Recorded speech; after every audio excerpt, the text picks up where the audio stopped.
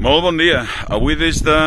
l'últim dels grans cims del massís oriental dels Pirineus estem amb un peu a la comarca del Vallespir, amb els municipis de Prats de Molló i de la Presta, i de l'altra banda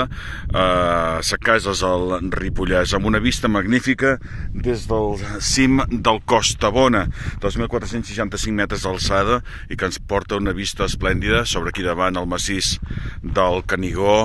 tota l'Albera a la banda de llevant, la zona volcànica de la Garrotxa, i en el fons també es veu el massís del Montseny amb el Trodolom, amb Matagalls, i aquesta banda d'aquí tenim el Balandrau, tenim de les Borregues, i tenim el Puigmal, el Pic de l'Infern. En definitiva, una vista que és esplèndida, amb un dels cims més bonics que hi ha en aquesta zona del Pirineu i que més val la pena de poder visitar, sigui quina sigui la vessant des de la qual el volem pujar, el Pic de Costabona.